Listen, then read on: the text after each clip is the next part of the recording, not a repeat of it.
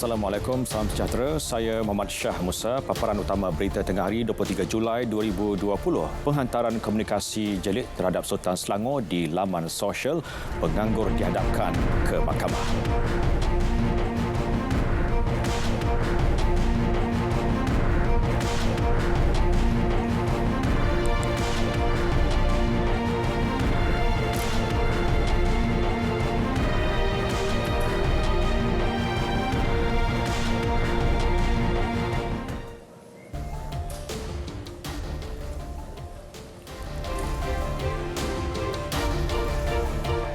Penerbitan dokumentari penjualan arak di kedai runcit dan industri ikan tuna. Itu antara isu yang telah dibangkitkan ketika sesi waktu pertanyaan Menteri MQT dan soal jawab lisan. Laporan lanjut kita terus saja bersama Andy Reza Rohadian di Parlimen. Andy, silakan. Ya, Syah, Dewan dimaklumkan Kementerian Komunikasi dan Multimedia KKMM sememangnya menggalakkan mana-mana pihak untuk menghasilkan filem atau dokumentari yang berteraskan undang-undang sedia ada. Pada masa sama, Menteri Komunikasi dan Multimedia Datuk Saifuddin Abdullah menjelaskan mereka wajib memohon lesen pengeluaran filem serta surat perakuan penggambaran SPP, tidak kiralah sama ada agensi media arus berdana ataupun media persendirian yang menerbitkannya di platform media sosial atau saluran tradisional.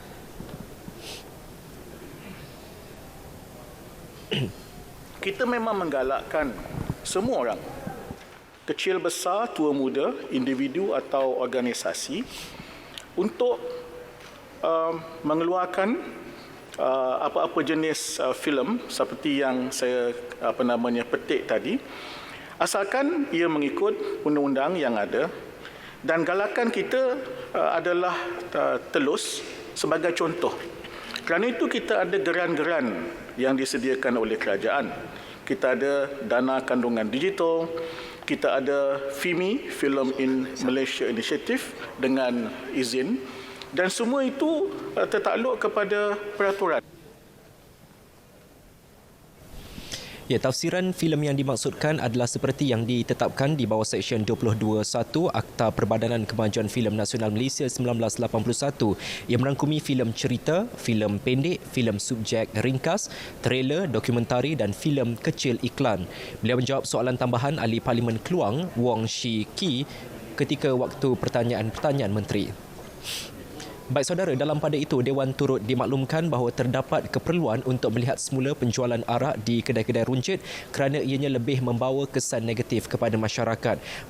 Berikutan itu, Kementerian Perumahan dan Kerajaan Tempatan KPKT telah mengeluarkan surat pada 9 Jun lalu bagi memaklumkan kepada semua kerajaan negeri untuk mengenal pasti premis khas penjualan arak dan meningkatkan penguatkuasaan penjualannya.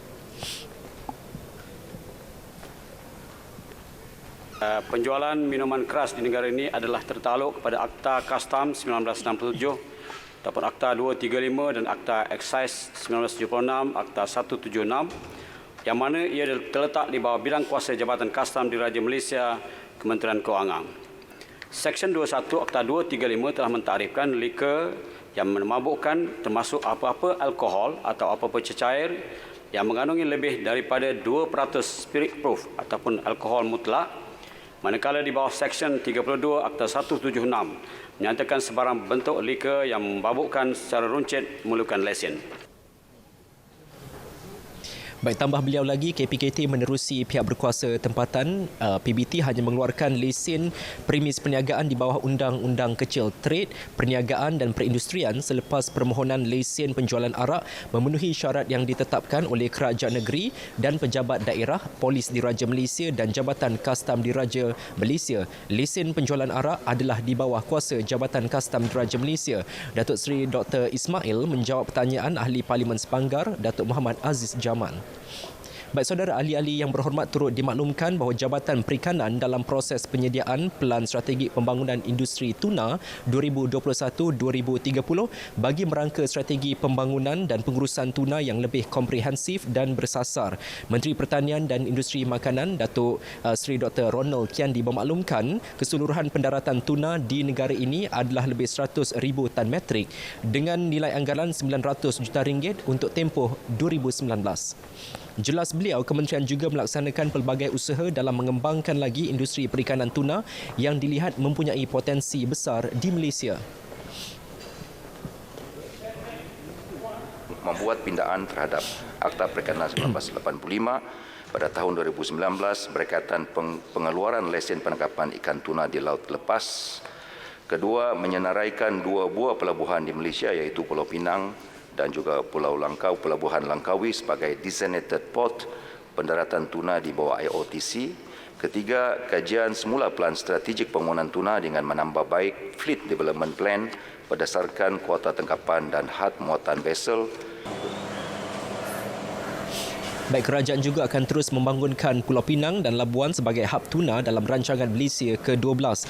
Daripada jumlah keseluruhan pendaratan spesies berkenaan pada tahun lepas, tuna oseanik yang ditangkap di Lautan Hindi adalah berjumlah hampir 3,000 tan metrik dengan nilai anggaran 35 juta ringgit. Tangkapan tuna di lautan berkenaan adalah berdasarkan penetapan kota mengikut spesies dengan pematuhan resolusi yang ditetapkan oleh Suruhanjaya Tuna Lautan Hindi atau IOTC. Datuk Seri Dr. Ronald menjawab pertanyaan Ahli Parlimen Sabak Bernam, Datuk Muhammad Fasiah Muhammad Fakih. Baik saudara, ketika waktu pertanyaan Menteri MQT, Dewan turut dimaklumkan bahawa fasa 1 projek lebuh raya Pen Borneo Sabah telah pun mencapai kemajuan fizikal sebanyak 32% setakat bulan lalu. Menteri Kerja Raya Datuk Fadilah Yusof menjelaskan perkembangan itu melibatkan 11 pakej kerja yang sedang dilaksanakan. Jelas beliau lagi, proses sebut harga sedang dilaksanakan terhadap 3 pakej baharu dan 1 pakej kerja melibatkan laluan dari Tawau ke Sempurna yang ditamatkan kontrak. Ia dijangka dimuktamadkan pada akhir tahun ini.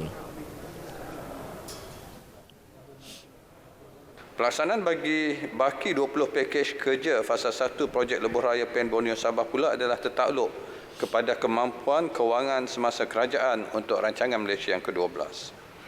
Bagi fasa 1 projek lebuh raya Pen Borneo Sarawak, 1 pakej kerja iaitu pakej Teluk Melano ke Sematan telah siap sepenuhnya pada bulan Januari 2019.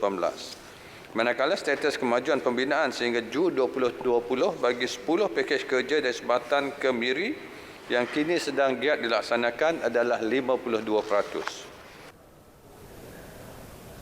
Baik, beliau menjawab pertanyaan Ahli Parlimen Tanjung Manis, Yusof Abdul Wahab.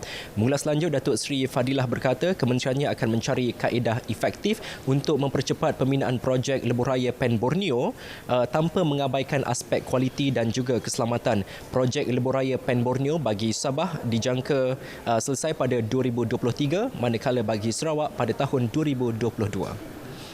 Baik saudara, Dewan ditangguhkan sehingga jam 2.30 petang dan akan meneruskan semula sesi perbahasan usul titah diraja. Teruskan bersama kami untuk mendapatkan intipati penuh persidangan Dewan Rakyat. Untuk berita lain dalam Berita Tengah Hari, kita kembali bersama Syah Musa di Angkasa Puri. Syah, silakan. Baik, terima kasih Andy. Teruskan bersama Berita Tengah Hari selepas ini.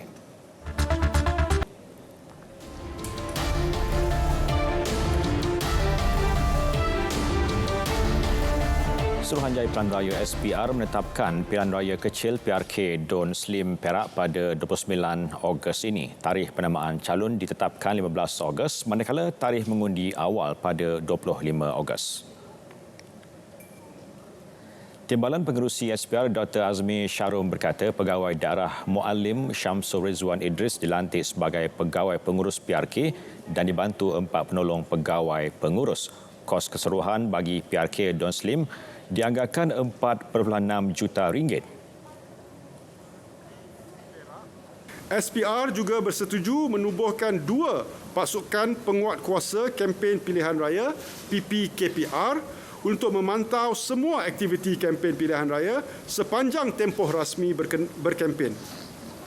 Pasukan PPKPR ini akan dianggotai oleh wakil-wakil daripada pihak polis, pihak berkuasa tempatan dan wakil-wakil calon yang bertanding. SPR akan menggunakan Dewan Seri Tanjung, Majlis Daerah Tanjung Malim sebagai pusat penamaan calon dan pusat penjumlahan rasmi undi. Beliau menyatakannya selepas mempengerusikan mesyuarat khas PRK Don Slim di Ibu Pejabat SPR Putrajaya. seramai 23,095 pengundi, terdiri daripada 22,815 pengundi biasa, 277 pengundi awal polis dan 2 pengundi tidak hadir luar negara.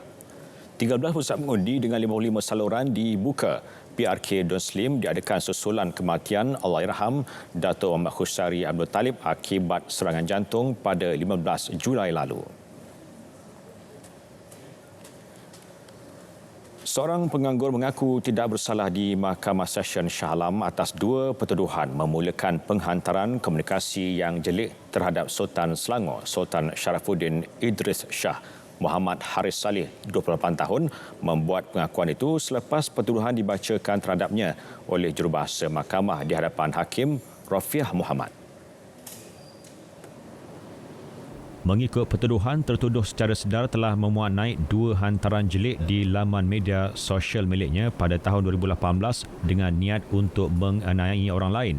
Kedua-dua status tersebut dibaca sekali pada pagi 22 Mac 2018 di Ibu Pejabat Polis Kontijen Selangor. Untuk itu, dia boleh didakwa di bawah Seksyen 233-1-A Akta Komunikasi dan Multimedia 1948, Akta 588 dan boleh dihukum di bawah Seksyen 233-3 Akta yang sama. Prosiding kes dikendalikan Timbalan Pendakwa Raya Nurhani Muhammad Azhar manakala tertuduh tidak diwakili peguam. 24 Ogos depan ditetapkan untuk sebutan semula kes. Bermula semalam, mana-mana pengusaha dan pelanggan restoran dan premis makanan yang tidak mengikut SOP semasa tempoh Perintah Kawalan Pergerakan Pemulihan akan serta-merta diberi kompaun. Tindakan tegas itu diambil berikutan peningkatan semula pandemik COVID-19. Pengarah Jabatan Pencegahan Jenayah dan Keselamatan Komuniti Datuk Zainal Abidin Kasim berkata kira-kira 7,000 pasukan pemantau termasuk 5,000 pegawai dan anggota polis telah membuat tinjauan agar SOP dipatuhi. Selain di restoran, pemantauan turut melibatkan kawasan tumpuan orang ramai termasuk di tempat riadah, kawasan pelancongan, sekolah, universiti dan majlis kerajaan serta pasaraya. Sementara itu, tinjauan di Sungai Petani mengesan sebuah restoran tidak mengikut SOP, malah tidak menandakan laluan keluar masuk, tiada senarai pelanggan dan gagal lakukan penjarakan sosial. Pemilik premis di kompaun RM1,000. Di Labuan, padah apabila ingkar perintah pengawasan dan pemerhatian di rumah 17 individu di kompaun RM1,000 seorang kerana berada di luar lokasi dan mengunjungi tempat awam. Pengarah Jabatan Kesihatan Labuan Dr. Ismuni Bohari berkata pasukan penguatkuasaannya telah menjalankan siasatan setelah menerima laporan bahawa terdapat beberapa individu mengunjungi sebuah premis perniagaan di pulau ini. Beliau berkata, melalui Akta Pencegahan dan Pengawalan Penyakit Berjangkit 1988, Akta 342, individu yang pulang dari luar negara atau mana-mana kemasukan daripada luar negara melalui pintu masuk perlu menjalani kuarantin di tempat kediaman atau fasiliti yang diperakukan selama 14 hari. Orang awam juga diseru mematuhi 4 elemen utama dalam norma baharu bagi memastikan Labuan kekal bebas COVID-19. Antaranya kawalan sempadan dan pergerakan serta amalan penjarakan sosial. 2 sahabat dicekup kerana terlibat sindiket pengedaran dadah melalui 2 operasi berasingan di Pahang. Operasi Sabtu lalu turut merampas pelbagai jenis dadah bernilai RM238,000. Menurut Ketua Polis Pahang, Datuk Abdul Jalil Hassan, dalam serbuan di sebuah rumah di Maran, seorang lelaki ditahan serta merampas dadah jenis syabu dan heroin. Hasil siasatan terhadap suspek, polis menahan seorang lagi suspek lelaki di Jalan Sri Gombak, Batu Cave, Selangor. Turut dirampas syabu, pil Eramin 5 dan wang tunai RM5,400. Sindiket itu disyaki aktif dalam kegiatan pengedaran dadah jenis syabu dan heroin di Maran sejak 3 bulan lalu. Kedua-dua suspek negatif ujian urin dan salah seorang suspek turut mempunyai rekod lampau berkaitan dadah. Selain wang tunai, turut dirampas 3 kereta termasuk 3 motosikal milik suspek. Perkembangan banjir di Bandar Baharu, Kedah. Pusat Pemindahan Sementara PPS Sekolah Kebangsaan Kecil Ulu ditutup 12.30 hari tadi. Penduduk yang terjejas dibenarkan pulang pagi tadi untuk membersihkan rumah masing-masing berikutan banjir telah surut sejak petang semalam.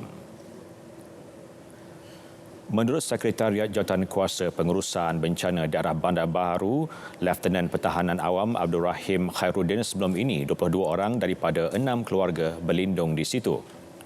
Kesemua mereka menerima bantuan kit makanan oleh Jabatan Kebajikan Masyarakat. Selasa lepas, hujan lebat telah mengakibatkan limpahan air Sungai Tepus hingga menjejaskan Kampung Sungai Tepus dan Kampung Pasir. Negeri Sembilan membenarkan semua masjid dan surau di negeri itu mengadakan solat sunat Aidiladha yang akan disambut 31 Julai ini.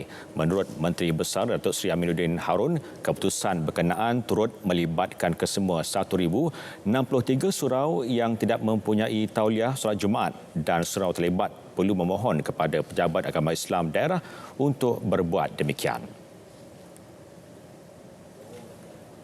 Orang ramai turut diingatkan mematuhi garis panduan yang telah ditetapkan Majlis Keselamatan Negara. Pada masa sama, masjid dan surau tidak dibenar mendirikan khemah di pekarangan premis pada hari tersebut bagi mengelak orang ramai berkumpul.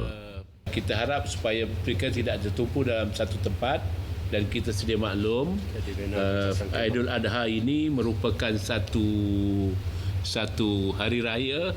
Itu Raya Aidilfitri, mereka tak dapat solat, tapi kali ini mungkin mereka boleh solat. Jadi mereka akan berkumpul. Jadi saya berharap mereka mematuhi SOP. Tidak dibenarkan memasang kemah di masjid dan surau. Al-Hajju ashhurun ma'lumat. Kata para ulama, tidak ada tempat yang mampu mengubah diri kita. Untuk mengubat kerinduan kita kepada Tanah Suci Mekah, jangan lupa saksikan Salam Baitullah. Walaupun uniknya pada tahun ini kita tidak dapat ataupun tidak berpeluang untuk menunaikan haji, Salam Baitullah sentiasa bersama anda untuk menyalurkan sebarang perkabaran, maklumat dan informasi tentang Baitullah sebagai ibrah, pengajaran dan untuk melepaskan kerinduan. Jangan lupa Salam Baitullah.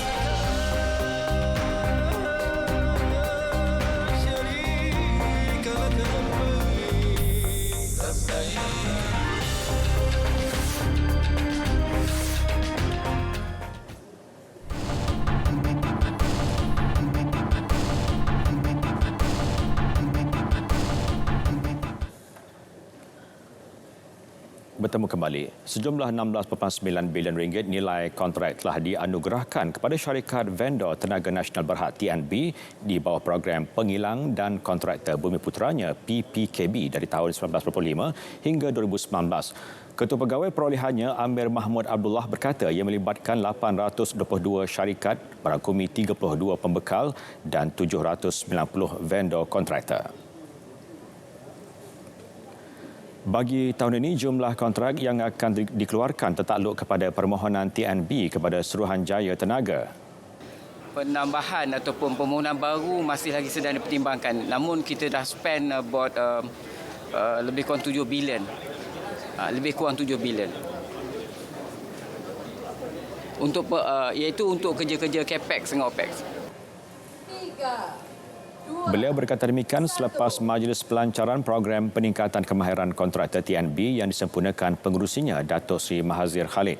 TNB telah memperuntukkan 10 juta ringgit bagi membiayai kos program latihan tersebut sejak tahun lalu. Setakat ini lebih 3,000 pekerja syarikat vendor telah menjalani kursus tersebut.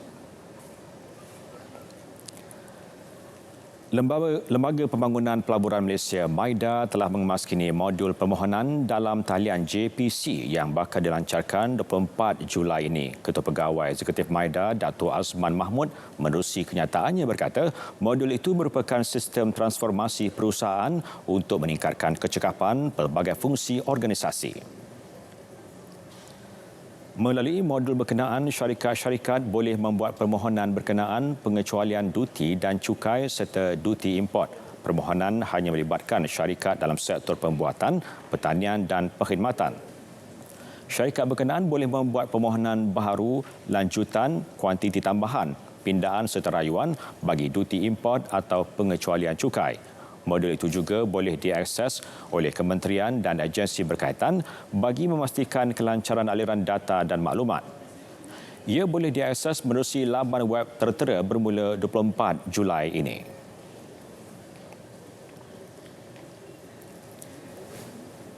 Bank Rakyat mengumumkan pelantikan dua ahli lembaga pengarah baharu iaitu Datin Nurhamizah Mat Tahir dan Muhammad Jafri Kudus berkuat kuasa 13 Julai lalu. Pelantikan itu dibuat berdasarkan pengalaman serta kepimpinan mereka dalam bidang keusahawanan dan teknologi. Melalui satu kenyataan, agensi di bawah Kementerian Pembangunan Usahawan dan Koperasi itu menjangkakan pelantikan itu akan memberikan nilai tambah bagi memacu bank itu mencapai hasrat yang diaspirasikan dalam Pelan Jangka Panjang Bank Rakyat 2025. Nurhamizah adalah usahawan wanita yang memegang jawatan sebagai pengarah urusan Nurhamizah Tahir Associates Sdn Bhd dan telah berkecimpung dalam dunia perniagaan sejak 16 tahun yang lalu. Manakala Muhammad Jafri yang berpengalaman luas lebih dari 30 tahun dalam industri teknologi dan telekomunikasi pula merupakan pengarah eksekutif di Strawberry Dogs Sdn Bhd. 15 juta orang positif COVID-19 di seluruh dunia. Laporan lanjut seketika nanti.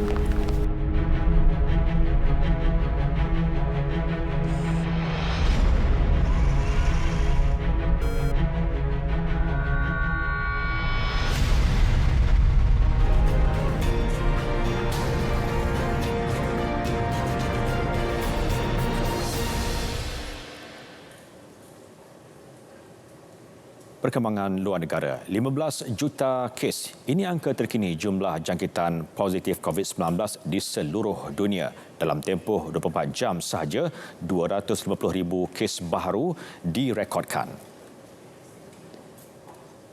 Malah data Johns Hopkins University menunjukkan Amerika Syarikat kekal sebagai negara paling teruk terjejas dengan 3.93 juta kes positif. Diikuti Brazil 2.15 juta kes dan India 1.19 juta kes. Jumlah kumulatif kematian global akibat COVID-19 kini lebih 618,000 kes. Paling menggerunkan, angka kematian global meningkat lebih 7,000 kes dalam tempoh 24 jam. Di Amerika Syarikat sahaja lebih 142,000 kematian difailkan. Sementara itu, Presiden Brazil Jair Bolsonaro sekali lagi diuji positif COVID-19. Keputusan ini memerlukannya kekal berada di bawah pengasingan. Kenyataan pejabat Presiden berkata ini merupakan ujian positif kali ketiga yang dilakukan Selasa lalu. Namun Bolsonaro berada dalam keadaan baik ditemani pasukan perubatan Presiden. Pada 7 Julai, Bolsonaro mengumumkan beliau positif COVID-19 selepas mengalami demam. Sejak itu beliau menjalankan tugasnya dari rumah dan tidak menghadiri acara umum bagi mengelak risiko.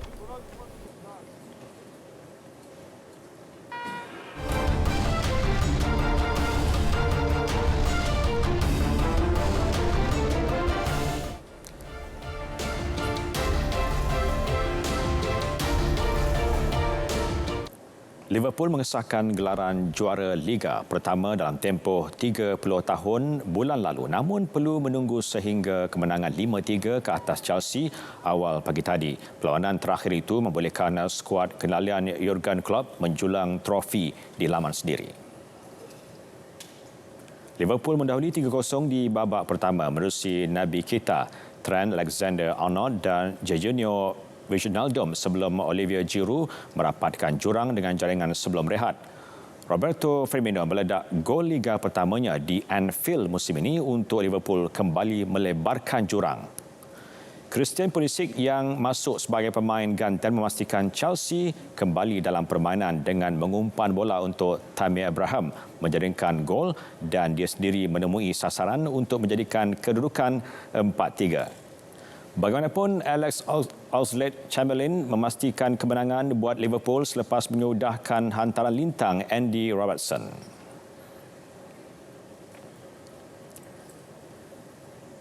Jaringan Mason Greenwood berjaya menyelamatkan Manchester United dengan keputusan seri ketika menentang West Ham pada Rabu. Justru Ole Gunnar Solskjaer menggesa bintang-bintang pasukan yang dikemudinya memanfaatkan tuah tersebut bagi memastikan pasukan layak ke Liga Juara-Juara. Terdahulu, United ketinggalan apabila sepakan penalti penyerang West Ham, Michail Antonio membuahkan hasil pada babak pertama perlawanan. United kini berada di tangga ketiga Liga mengatasi Chelsea dengan perbezaan jaringan. Setakat ini, skuad kendilan Solskjaer belum merekodkan keputusan kalah dalam 13 perlawanan yang berlangsung. United akan mara ke Liga Juara-Juara sekiranya meneruskan rekod itu di Leicester.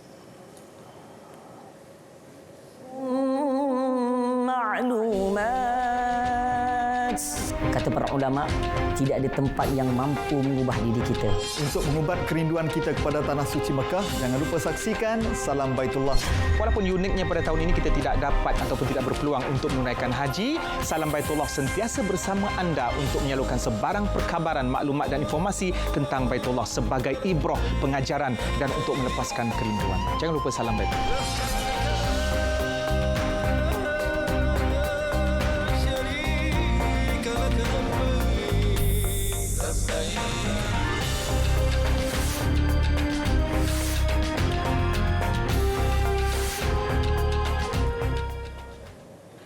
Berita tengah hari berakhir di sini. Pastikan anda terus kekal bersama saluran berita RTM. Maklumat sahih jenama dipercayai. Saya Muhammad Syah Musa. Assalamualaikum dan salam hormat.